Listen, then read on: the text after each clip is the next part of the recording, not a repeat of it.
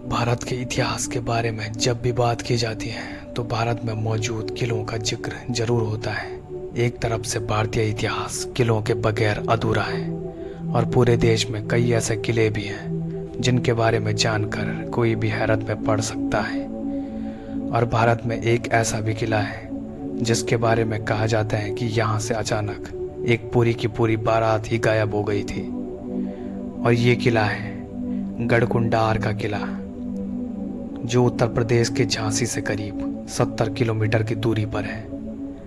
11वीं सदी में बना ये किला 5 मंजिल का है, जिसमें 3 मंजिल तो ऊपर दिखते हैं जबकि 2 मंजिलें जमीन के नीचे हैं।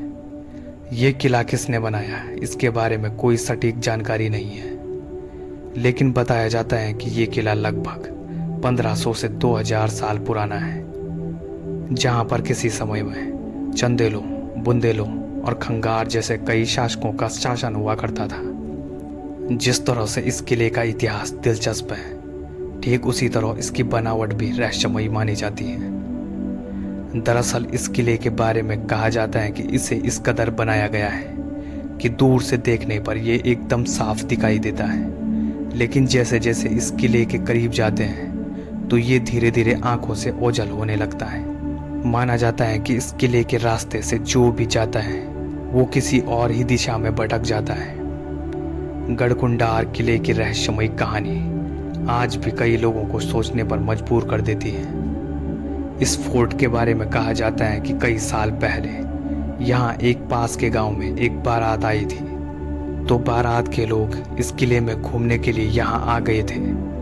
लेकिन हैरान कर देने वाली बात ये थी कि जितने भी लोगों ने किले में प्रवेश किया वे सारे के सारे अचानक ही गायब हो गए थे।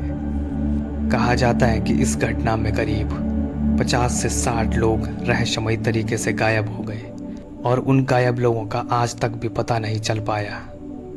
इस घटना के बाद भी यहाँ पर कुछ और रहस्यमयी गतिविधियाँ भी हुई, जिसके बाद किले के नीचे जाने वाले सभी दरवाजों को बंद कर दिया गया।